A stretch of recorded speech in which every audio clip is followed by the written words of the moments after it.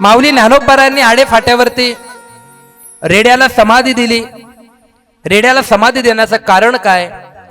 कारण शूद्रांना वेद बोलण्याचा अधिकार नसताना त्या काळामध्ये रेड्याने वेद बोलावा हे ब्राह्मण कसं सहन करतील? आणि म्हणून ब्राह्मणांनी सांगितलं रेड्याचा वेद बंद करा. माऊली ज्ञानोबारायांनी सांगितलं ठीक आहे. आणि त्या रेड्याच्या डोक्यावर हात ठेवून त्याला समाधी दिली. समाधीच्या वर त्याच्या म्हशीच्या मुखासारखा एक दगड ठेवला आणि त्या समाधीला म्हसोबा नाव दिलं आणि लोकांनी तिथं बोकड कापायची परंपरा चालू केली. इथपर्यंत आपली कथा काल आली होती. आडे फाट्यावरून आळंदीला जात असताना चाकणमध्ये लागतं आणि चाकणमध्ये श्रीमंत मराठा एक श्रीमंत गृहस्थ महिपतीराव माऊली ज्ञानोबारायांना ते घरी घेऊन गेले. साधू संत येती घरा तोची दिवाळी दसरा. मी तुम्हाला कालही सांगितलं संतांचे पदस्पर्श घराला झाल्याच्या नंतर नकारात्मक ऊर्जा ही घराच्या बाहेर फेकली जाते.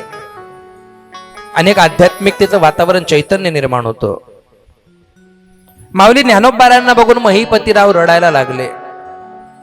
माऊली ज्ञानोबारायांनी महिपतीरावला विचारलं रडण्याचं कारण काय?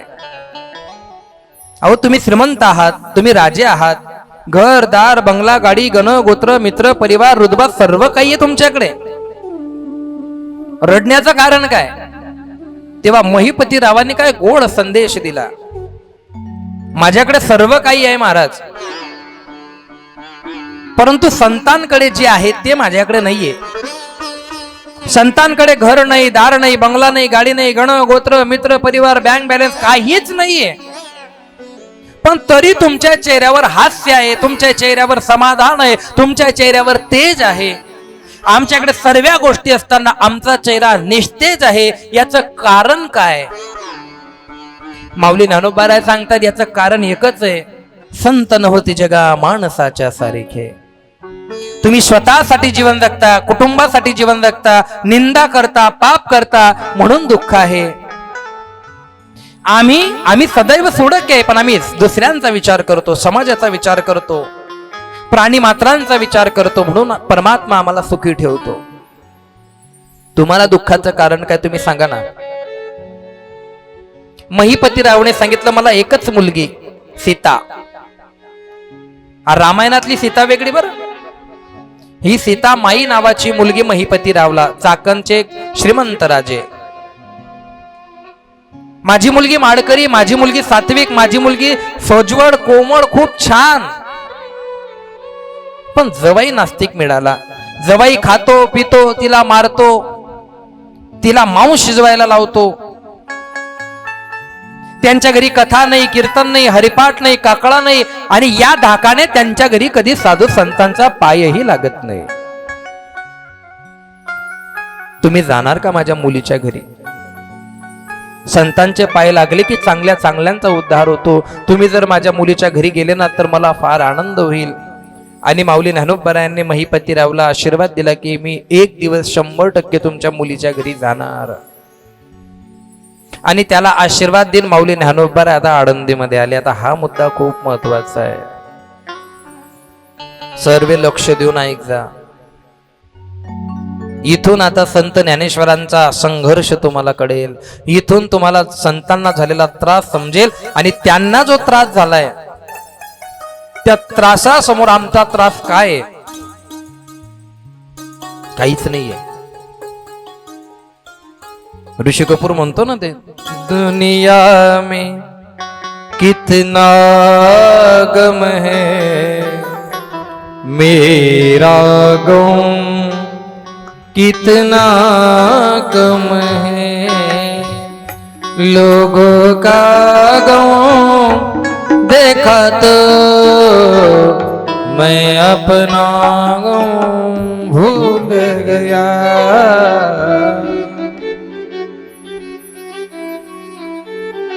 माऊली ज्ञानोबाराय आळंदीमध्ये आले. आळंदीला आल्याच्या नंतर माऊली ज्ञानेश्वरांना असं वाटलं की आता पैठणवाल्यांनी आमच्याला शुद्धीपत्र देऊन दिलं, पैठणवाल्यांनी आमचा चमत्कार ऐकून आम्हाला आता समाजात घेतलं, पैठणच्या लोकांनी आमचा उदो उदो केला, आपेगावच्या लोकांनी आमचा उदो उदो केला, आणि ही चर्चा आता आळंदीत गेली असेलच म्हणून आळंदीचेही लोक आम्हाला चांगलं म्हणतील. पण या ठिकाणी गैरसमज निर्माण झाला. लोक म्हणतात व पहिले लोक चांगले होते. मला नाही वाटत. मला वाटत नाही म्हणजे काय, माझं वैयक्तिक मत नाहीये, त्याला इतिहासाचे फार मोठे पुरावे आहेत. 10,000 वर्षापूर्वी राम काळामध्ये, खरं खरं सांगा, खोटं बोलता नका, पुरव सीता मातेला डाग लावणारे कोण होते? गोकुलधामचे लोक होते का अयोध्येचे लोक होते? हा, अयोध्येचे ना. 5,000 वर्षापूर्वी कृष्णाला सोन म्हणणारे लोक गोकुळातले होते का गोकुलधामचे होते? 750 वर्षापूर्वी माऊलींच्या जोडीमध्ये शेण टाकणारे आळंदीचे होते का सुरतचे होते? आणि 375 वर्षाआधी माऊली जगद्गुरु तुकोबारायांना मारणारे आणि त्यांची गाथा बुडवणारे देऊचे होते का आपल्या गावातले होते? म्हणजे परक्यांपेक्षा जे आपले आहेत ना, हे बेकार आहेत. परक्यांना काही घेणंच नाही बिचाऱ्यांना, त्यांना काही पडलेली नाही. म्हणजे आपले आहेत ना, हे फार विचित्र आहेत. आणि हे आतापासून नाहीये, हे पूर्वीपासून आहे. आणि म्हणून तुम्ही तुमच्या कर्माचं ओझं घेत स्वतःचं मार्गक्रमण करत राहिलं पाहिजे. साधकाने साध्य प्राप्तीपर्यंत साधना थांबवायची नसते. परमात्मा नक्की कृपा करतो. आता हा मुद्दा फार महत्वाचा आहे, असा अंतर्चक्षुने आहे का बरं का. आता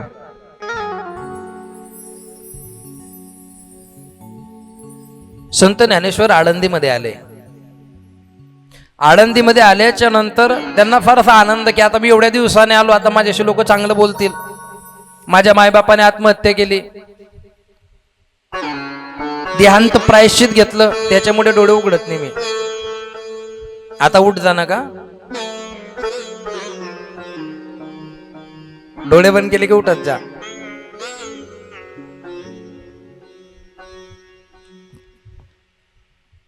महाराजांना फार आनंद की आता शुद्धीपत्र मिळालं, देहांत प्रायश्चित झालं, फार दुःख भोगून झालं, आता तरी सोन्याचा दिवस उगवेल. आळंदीमध्ये माऊली ज्ञानोबारायांनी एकदम प्रसन्न चेहऱ्याने पाय ठेवला आणि तिकडनं एक ब्राह्मणाची नजर माऊली ज्ञानोबारायांवरती पडली.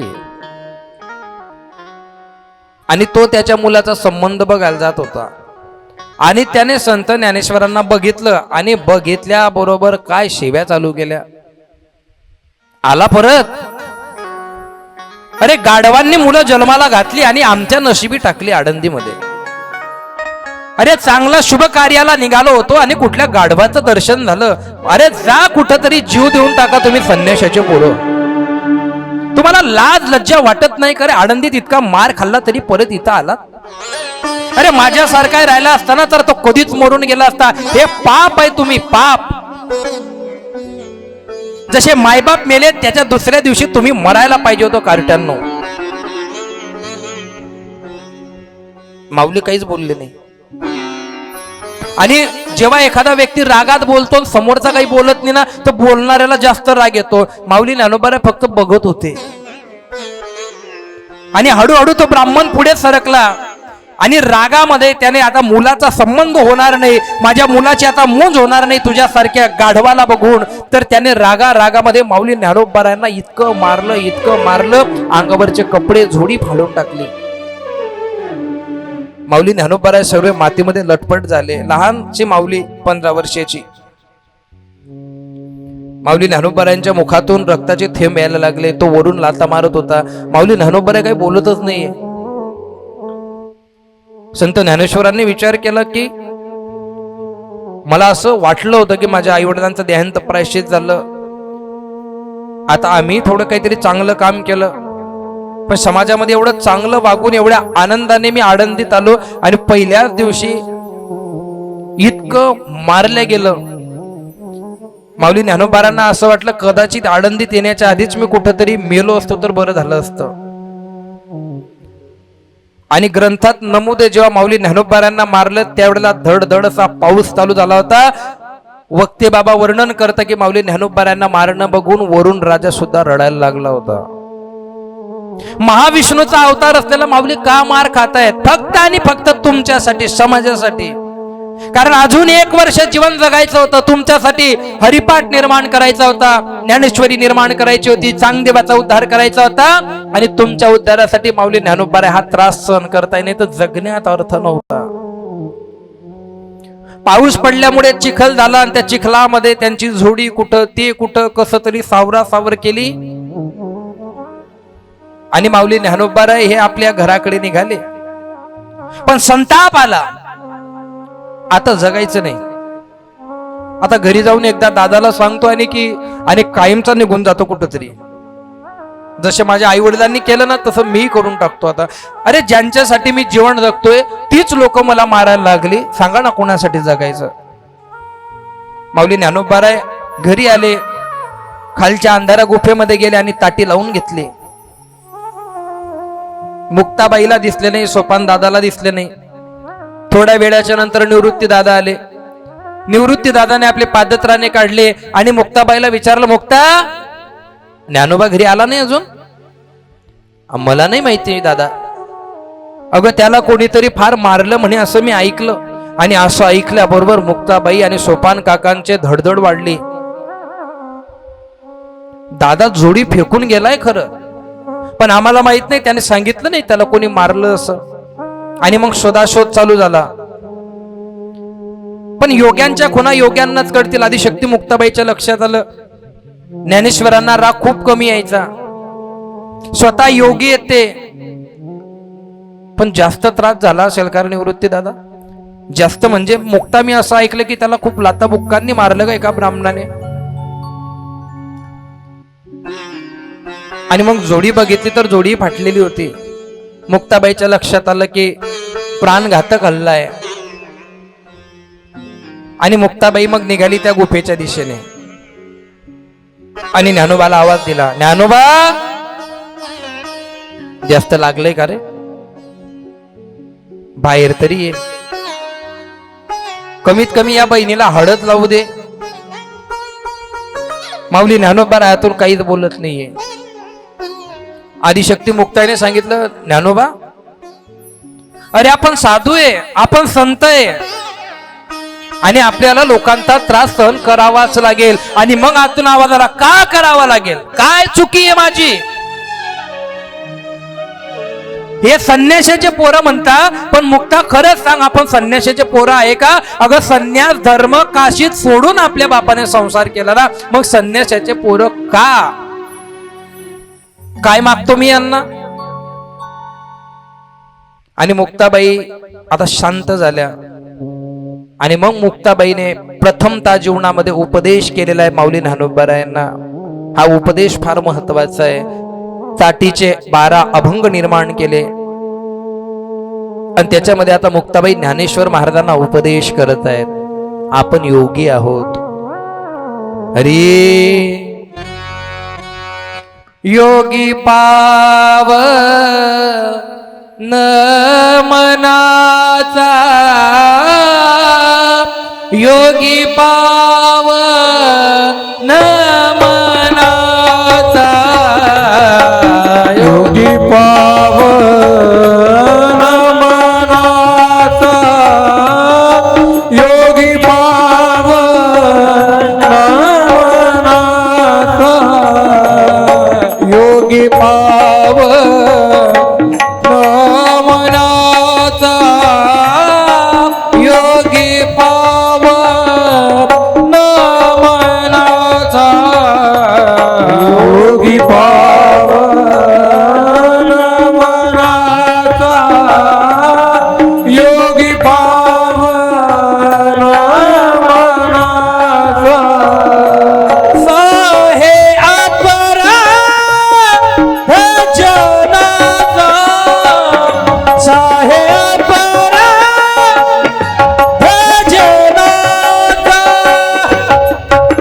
साहे अपराध जनाचा, विश्वरागे झाले वाणी, विश्वरागे झाले वाणी, विश्वरागे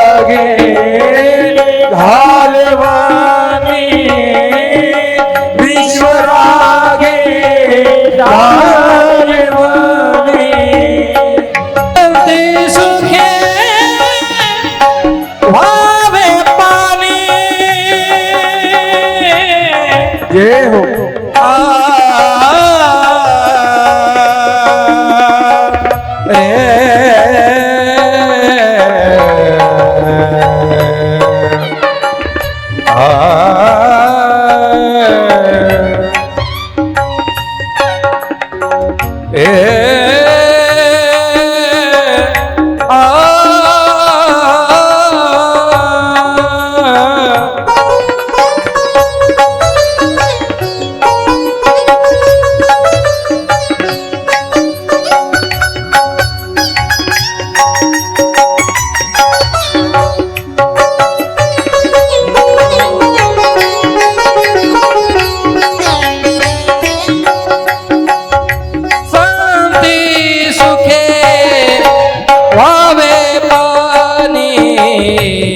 योगी पावनाचा योगी पावनाचा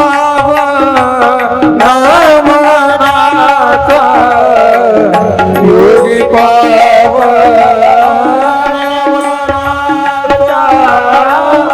योगी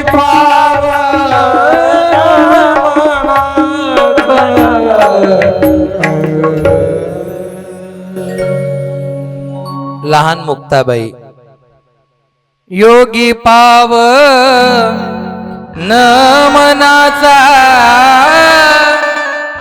ए ज्ञानोबा तू योगी येणार रे, तू पावन मनाचा आहे. संतांनी मन पावन ठेवलं पाहिजे. हे अपराध जनाचा. आपण समाजाचा त्रास भोगायला चालूय ना दादा, आणि मग हे लोक आपल्यावर रागवले तर विश्वरागे झाले वणी. हा समाज जर तुमच्यावरती रागवला ना ज्ञानोबा, संती सुखे व्हावे पाणी. जेव्हा हे लोक रागवतील तेव्हा साधूने पाणी झालं पाहिजे. हे लोक जेव्हा आग होतील ना तेव्हा साधूने पाणी झालं पाहिजे, शांत राहिलं पाहिजे. आणि हे टोचून टोचून बोलतात त्याचं काय? शब्द शस्त्र झाले क्लेश, शब्द शस्त्र झाले क्लेश. या शब्दांनी जर तुम्हाला त्रास झाला, तुम्ही जर आतून असे दुखून उठले, तुम्हाला आतून जर असं तुमचं हृदय कंपित झालं ना माऊली, संती मानावा उपदेश. लोकांनी निंदा केली तर तुम्ही तो उपदेश मानावा. हा उपदेश आहे. तरी माऊली ज्ञानोबा काय ऐकायला तयार नाही. विश्वपट ब्रह्मदोरा ताटी उघडा ज्ञानेश्वरा. अरे या ब्रह्मांडामध्ये, या जगाची निर्मिती करणारा ब्रह्मांडाचा ब्रह्मांड नायक, त्या ब्रह्मामध्ये आणि या जीवामध्ये साधू संत हा दुवा दोऱ्याचं काम करत असता. जीवाची भेट घडून देण्यासाठी आपण जन्माला आलोय, जीवावर राग भरण्यासाठी नाही माऊली ज्ञानोबा आहे. आपण येर साधू झाले, बाकी का वाया गेले. अरे आपण साधू झालो म्हणून काय बाकीचे वाया गेले ज्ञानोबा? अरे त्यांना एवढी अक्कल राहिली असती ना, त्यांनी तुला मारलं नसतं. त्यांना एवढी अक्कल राहिली असती, त्यांनी तुझ्या अंगावर शेण फेकलं नसतं. त्यांना खरंच जर एवढी अक्कल राहिली असती ना, तर त्यांनी तुला ओळखलं असतं. अरे रेड्याने तुला ओळखलं, पण ती लोक ओळखत नाही. पण माझं ऐक ना दादा, या लोकांवरती राग भरण्यासाठी त्या लोकांची तितकी लायकी नाहीये, त्यांची तितकी लेवल नाहीये की जगाचा बाप महाविष्णूचा अवतार सखा माझा ज्ञानेश्वर. अरे तू साक्षात विष्णूचा अवतार आहे, का विसरतो? आणि विष्णू परमात्म्याने या अशा भटांवरती रागवावं. अरे त्या भटाची काय लायकी ज्ञानोबा? अरे उघड दरवाजा. एखाद्या चांगल्या माणसाने निंदा केली तर त्याचा विचार करा. एखाद्या चांगल्या माणसाने खोडी काढली तर त्याचा विचार करा. एखाद्या चांगल्या माणसाने जर एखादा सल्ला दिला तर त्याचा विचार करा. परंतु जो स्वतः भडकलेला आहे, जो स्वतः नास्तिक आहे, जो स्वतः पापी आहे, अशा लोकांच्या निंदेकडे तुम्ही का लक्ष देता? माऊली उठा ना. माऊली ज्ञानोबा आता राग कमी झाला आणि माऊली ज्ञानोबा आता आतून विचार करताय, माझी मुक्ता किती हुशार आहे. या जगाला ज्ञान देणारा मी, आज माझी मुक्ता मला उपदेश करते. या ठिकाणून संत चरित्र असं शिकवतं, ज्ञानाला किंमत असते, वयाला किंमत नसते. आणि एखादं चांगलं जर सांगणारा असेल आणि त्याचं वय कमी असेल तरी आपण ते ग्राह्य केलं पाहिजे. आदिशक्ती मुक्ताबाईंचं ग्रहण करतायत माऊली ज्ञानोबा, एवढा अधिकार आहे त्यांचा.